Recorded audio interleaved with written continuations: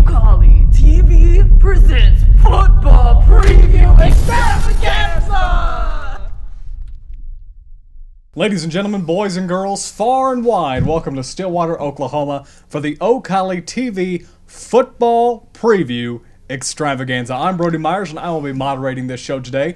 Have the honor to be joined by one Chris Becker, Ocali sports writer, Sadeep Tuma, same position, Ocali sports writer, and our special guest is one Dr. David Kersner, the director of the theater program at Oklahoma State University. That's right. So a unique one, but he's a San Fran guy, 49ers fan. That's right. And he's here to talk some football with us. So we're ready to get started. Let's start with the guy who's going to take the first snap of the game, fingers crossed, Spencer Sanders. That's what I'm going to lead you with. Spencer Sanders, he came out last year. He got hurt in the first game, obviously, but then came back, and he showed improvement. He had decent decision-making last year. Still have to limit the turnovers for this year, but he's a guy who could, be one of the best quarterbacks in the Big 12 and possibly one day be on an NFL roster. Yeah, I agree with a lot of those points. I think even though the stats were pretty similar and some people looked at his struggles, I think he was a lot better with pocket presence. Some of his mechanics were better. But overall, I think he improved just as a passer. I mean, you saw games where he was at 400 yards, high 300s. He was carrying the offense. The issue was some of those back-breaking turnovers. But with a guy like Spencer who's so competitive, he's always trying to make each and every single play. And that's hard for a coach to kind of balance that between, hey, here's a guy who can make these dazzling plays, hit tight windows, and, possibly turn the ball over and kill a drive and lose a game. And that's kind of the balance that Mike Gundy, Casey Dunn are going to have to look for. But I think Spencer's the guy, 100%. Doctor? I definitely agree with what everyone's saying here, but I think we are ignoring the elephant in the room. OSU was voted the worst mascot in America. Care to comment on that? We had that on the list, but that's a great segue. We're going to jump to it. I'm a writer, so I work on segues. I kind of agree. Pistol Pete is a good mascot. Okay, it's a good mascot. Not the worst in the country. Not the worst in the country. That might be a stretch. But the Big 12 mascots are kind of just bland. They're not very out there. There's no banana slugs like you see Santa Cruz. There's no gauchos like you see Santa Barbara. They're just not very unique. They're just all kind of boring. Well, which Pistol Pete is worse? OSU's or the one at that school up north? The one at the school up north. Oh, easily the one up north. Oh, okay. Who likes the color yellow? Not me. Yeah, sorry, no offense to Wyoming, but their Pistol Pete's not very good. Thank you very much. Sadeep, do you care to comment on this inflammatory? Chris will tell you I don't care much for mascots and uniforms and blah, blah, blah. But, I'm from New Jersey.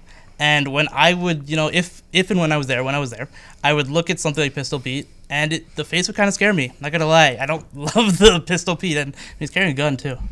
Yeah, you look at some of the other mascots around. You got the Raging Cajuns of Louisiana. You got the Chanticleers of Coastal Carolina. Those are fun. The Tar Heels. The Western Kentucky Hilltoppers. They're unique and fun. And Pistol Pete's just kind of scary. Well, let me say this. Would you say that to Frank Eaton's face? Because Frank Eaton witnessed his dad murdered by 3 outlaws. That's right. He personally killed 2 of those outlaws and went to the 3rd one's funeral. If you can't respect that guy, I don't know. I have utmost respect for Frank Eaton. And I just think the mascot of Pistol Pete's a little scary. Dr. Kersner, part of your job is costume design, presentation. Right. Yeah. Can you give us your treatment on him? I actually am working on an original musical. It's actually a circus rodeo, all about the life of Frank Eaton. So if any of our donors out there want to invest in my research, it's available for you. But in all seriousness, I think his story is fascinating, and I think we could probably add to maybe getting our mascot up on the list a little bit. I am a graduate of Northwestern University, so the Wildcats, the fact that they made number 1, I thought was kind of interesting, but frankly, I also think the Wildcats are kind of generic, so I thought that was a little strange. We avoid talking about Northwestern University in this journalism school. Well, I'm not wearing purple and the evils of Medill. With that being said, conference realignment. We're going to go for the bottom of the top of the list now. Man, the news dropped in July with Texas and Oklahoma leaving the SEC. Pac-12 says they're not going to expand. There's the pinky promise, fingers crossed. Yeah, we're going to do it. Alliance. What do you make of this? I mean, yeah, it's something like this. It's almost a non-starter to talk about it. We're years away, and just with the Big 12, Pac-12. Sorry about that. This is live TV, folks. That's my agent. Yeah, with all these conferences kind of looking like, okay, we're going to be in agreement not to take in any teams, and it looks pretty stale right now. The SEC looks like they're stacked there. It's hard to see what the Big 12 is going to be looking forward. I guess right now there are opportunities as it looks. OSU is going to stick there, and they bring in, BYU, Houston, some of those teams that have been talked about. I think Chris talked about this before in his column. Notre Dame's, I think, the one moneymaker that you bring in and leave the Big 12 as a Power 5 conference. I don't say you look at this as a power conference after these two teams leave, in OU and Texas. Yeah, I wrote that column. Really, Notre Dame's the only school that could come in and save this conference with money-wise. When OU and Texas leave, that's a lot of money out the door. And you got to bring that in somehow, or your schools are going to struggle, or your schools aren't going to want to stay, or it's going to be just another. It's going to be like the American Conference, where it's just a bunch of teams, just kind of right on that level of you could be really good, but you're not really playing anybody because your big time guys are out. And I don't think Notre Dame comes, and so I don't think the Big 12 survives much longer. Well, there's a report in The Athletic that BYU is being seriously considered for conference realignment. And I want to go over, a lot of people talk about the academic side. Maybe you could speak to the theater programs, the overall academics at BYU, Cincinnati, UCF. I do believe that performers, that theater, we are the athletes of the heart.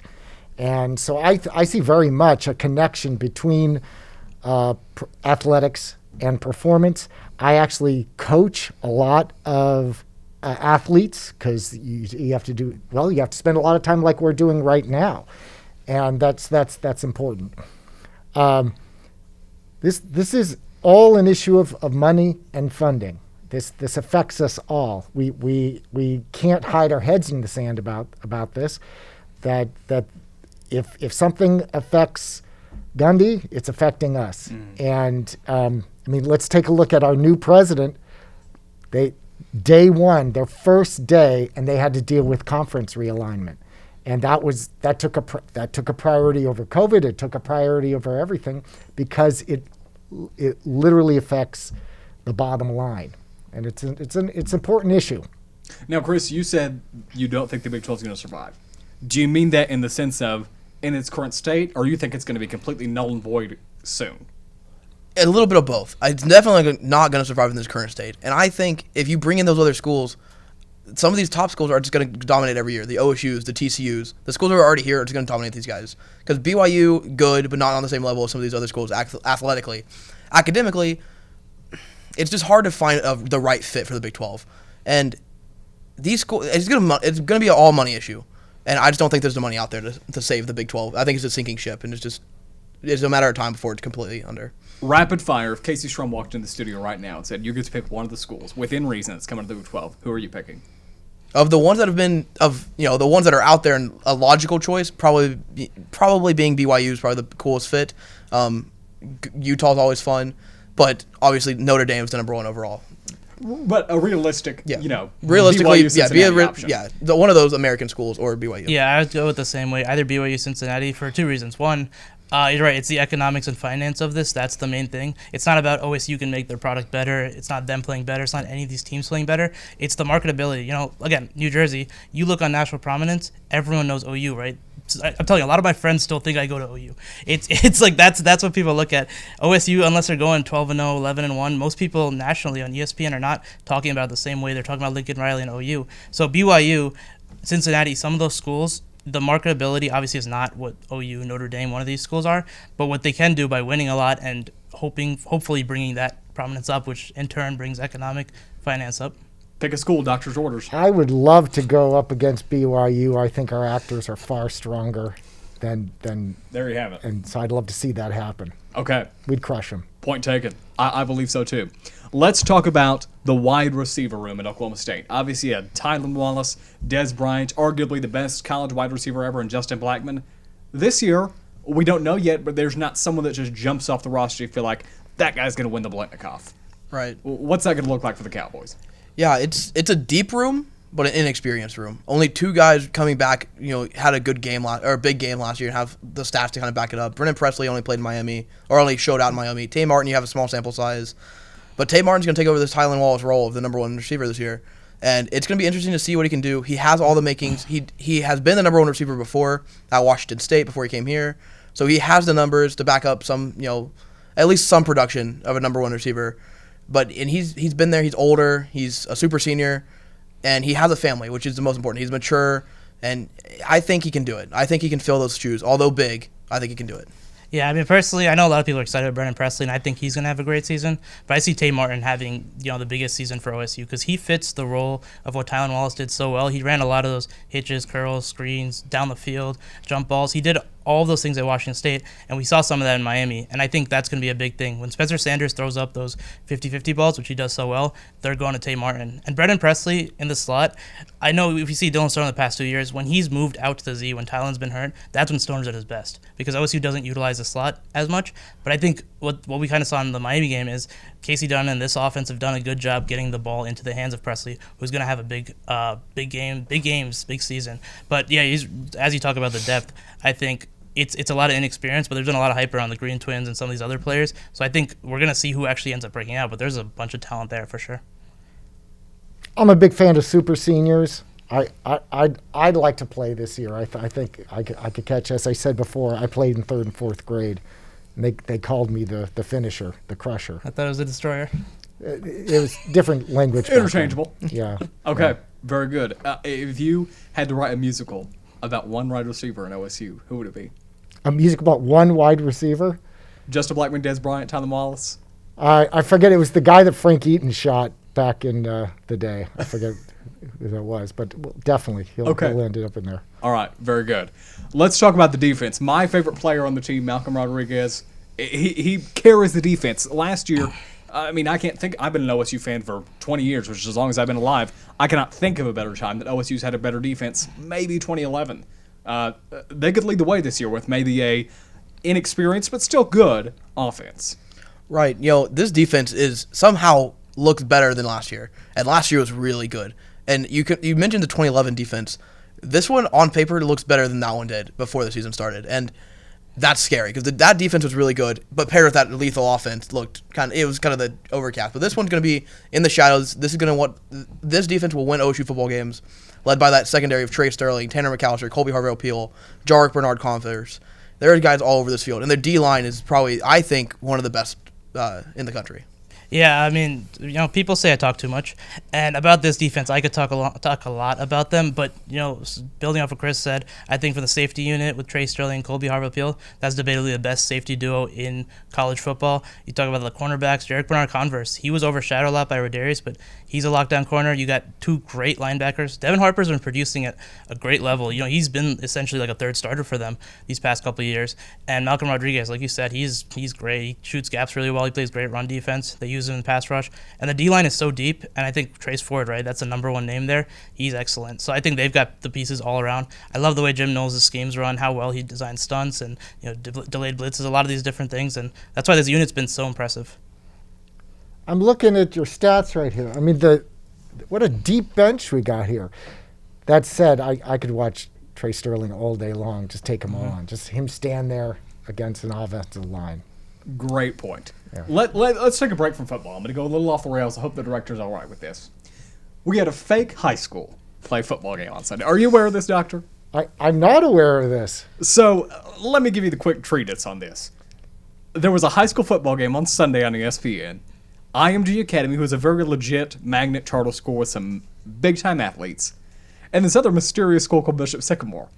They have no physical address. They have no principal. They have no association with the Ohio Athletic Department. Do they have a mask mandate? No, because there was nowhere to mandate it. I thought you were going to ask for a mascot. Yeah. Anyway, they duped ESPN into nationally televising this game and got beat like 58-0 in front of millions of people. So, been a lot of memes out there. What is your favorite football movie? Since we have the theater man here. I'll let you start.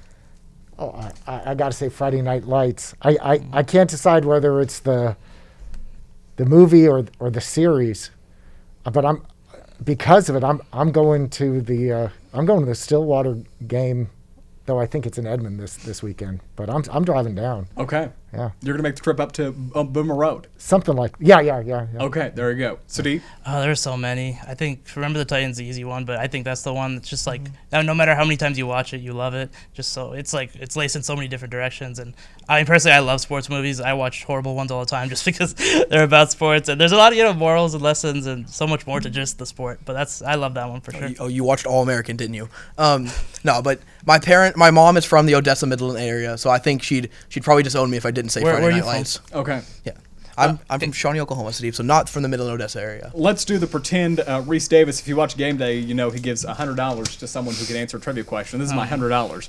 What football movie was Ronald Reagan in? You've got to know this one, Doctor. Bedtime for Bonzo. Was that a football movie? I'm thinking of The Gipper. Oh, yeah, okay. Yeah. No $100 given out I today. mean, what if man. me or Chris knew the answer? Did you? No. That's beside the point. I didn't think so. Not a chance. No, Reese Davis $100 being given out today. All right, let's get back to some real football. Remember, he was called the Gipper. It was about a Notre Dame coach from a long time ago, before Ronnie was president. He was the Gipper. I thought it was a nickname for King Kong. But, Name, image, and likeness legislation. That's the big change besides conference realignment. Even with NIL, you're talking about a monumental change. And then you had conference realignment to make it even more monumental. But let's talk about NIL and how that changes, top to bottom at the university scene.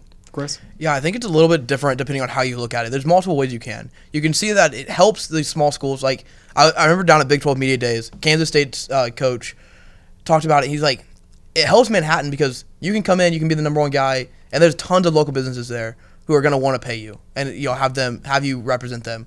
But also you can look at it in Alabama, the name, the history. You can be like, hey, you're going to make more money here than if you can at Oklahoma State or OU or Texas and all those schools. So it's kind of, there's a best of both worlds there, but I think it's something that we still don't know the whole effect, and I don't think we will for another 5-10 years maybe, because this is just patchwork right now on the NCAA rules. So they still have to come in and fine-tune it and actually put it into the rule book and figure it out and get all the loopholes out of there and everything. So there's still a lot to go. I would say patchwork is a generous term. Yeah, patchwork. It's just kind kind of. Yeah, it's just. Yeah, right now it's just you do whatever you want. Yep. Sadiq? Yeah, I say now we're gonna look back in 30 years and say, how did we ever go without paying these student athletes? That is absolutely ridiculous, and it's like it's using them and all this and that. But I think that's the main thing.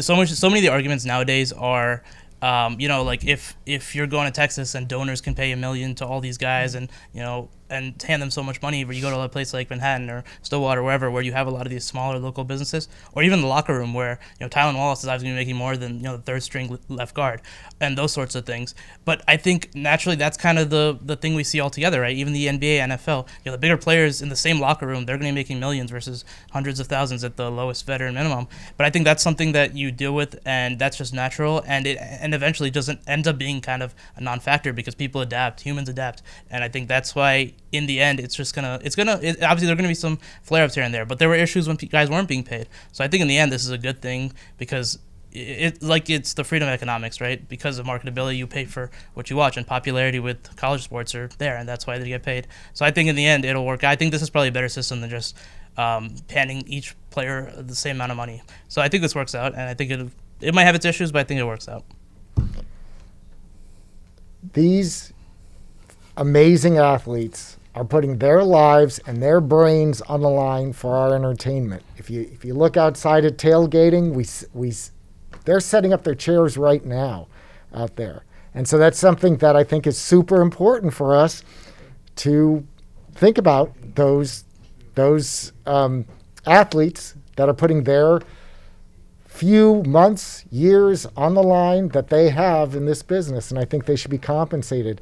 As someone who's cares very much about intellectual property, these athletes' likenesses, that's their property, and they should be compensated for it. And I say that with knowing that I believe in putting your time in, and that's something that we do in the academy, that we're all here practicing something, and then we're going to get paid for it later. But specifically they're doing something that's above and beyond academics. Great point. Let me ask you, for the athletes of the heart, you guys put on big-time shows, have a lot of rehearsals, I'm sure, in the evenings, and, is there a payment program for that? I'm thinking no. And what are some of the things you deal with in your program? The only thing that our students get paid with is credit, because it's a class when they take that. Now, that said, if the students, we compensate them for above and beyond. So they can also work for our department, and they're paid for that. We help get them gigs outside of the university through networking. So that's something that we're training them to do. But so if it's above and beyond, yes, they should be compensated. Great point about that being, above and beyond just the academia. I never thought about it from that angle, but that's why you have a PhD. You got it for a reason. Actually, I have an MFA. Okay. It's the only terminal degree they give to us theater folks. I see. Yeah. Very good. Well, let's talk about everyone's favorite game, Bedlam. That one is going to be, even for Kansas, I think, Bedlam is going to be their Super Bowl. Same thing with Texas, which Kansas beat, by the way, in Lawrence. Let's not forget that. What's that going to look like for OSU? Maybe what's that going to look like for all the other teams playing OU? Is it just their conference championship to lose, or is someone out there threatening them? Yeah, I think you said it perfectly. OU has a really good team, and they don't have a chance to win the Big 12 championship. They have a chance to win the national championship. This team's legit. It's probably one of the better OU teams we've seen in recent years. They've come together. They have Spencer Rattler, Denzel Mims, Kennedy Brooks, Eric Gray, Jaden Hadel, just on offense. That's not even talking about their all Big 12 defenders. They're a really well put together team, and Lincoln Riley, Alex Grinch, Cale Gundy, they're gonna be a force this year. And OSU has a good team on paper, but and I know OSU fans are gonna like this, but I just don't. OU I think is just on a different level this year. Yeah, I think it's tough, especially when you say Denzel Mims, not Marvin Mims. Oh yeah, we got Marvin Mims, Denzel Mims on the Jets. Thank you. But not important. But no, I think OU has one of the best players. Oh, sorry, excuse me, one of the best teams, best rosters. Spencer Rattler might just end up being the best quarterback in college football this year. I can make an argument that he is right now. But overall, they have the makeup. They have the way they played on defense last year. They got a great defensive coordinator as well. But I think OSU still has the potential pieces and talent, because football is more than any sport. Honestly, is more than just the players and talent you have out there. It's the schemes and coaching and game plans. That's a big thing. We've seen upsets happen so much in any sport, but especially in football, because it only takes one good game plan to wreck another team, and you don't know how the rest of OU season goes. So I think there's still the potential and the ceiling for OSU to do it, because they have the pieces on and coaching and experience on both sides of the ball. The Sooners, OU's mascot is a covered wagon, and they're still better than us. That's not fair. I would like to see our defense go up against them. I think we're going to see some surprises. I agree. But that said, OU's pretty darn good. I agree that they're pretty darn good. I don't think that no offense, Chris, I don't think they're going to compete for a national championship. Every year we come up with all these scenarios. Oh, Iowa State's going to finish in the top 5. Cincinnati's going to go to the college football playoff. But you know how the cookie crumbles every single year? It's going to be either Alabama, Clemson, maybe Georgia will sneak in there. But until Alabama and Clemson don't win the national championship, that's who I'm going to pick to win it every year. And OU has proven to us every single year in the playoff they've been to, they lose in the semifinals. Really, I'm surprised they kept it close against Georgia out in the Rose Bowl. One of the best college football games I've ever seen, especially since the red team lost. The right red team lost. They're both red. But I don't know. I'm just not that convinced. I'm not saying they're not good. I'm not saying they can't win the Big 12 championship. But I'm with you. I'm not so sure they're going to win the national championship or even make the playoff. Speaking of which, how about Bedlam on the stage? I got to think OSU's better. I don't know. I mean, America's Brightest Orange is. I actually think you're okay. I'm gonna say you're right. It doesn't compare at all. Okay. But I'd like to stage it. I think it's something we could stage maybe for the next Olympics or something, like a big giant spectacle. Okay. I'll be looking forward to that. Yeah. We got to go, but quickly. Final score prediction for Saturday: Cowboys and the Bears. I think I'm gonna go 48-6 OSU. 48-3. Frank Eaton, all the way. He's going to destroy everyone. Okay. 100-0 OSU. Still salty that OSU did not score 100 points versus Savannah State a few years ago. They easily could have. They only scored 84. That will do it. I am Brody Myers. Thank you to Chris Becker, Sadeep Tuma, and David Kersnar for joining us today. It was a pleasure to have you on for the Ocali TV Football Preview Extravaganza. That's all for today. So long. Ocali TV, Stillwater.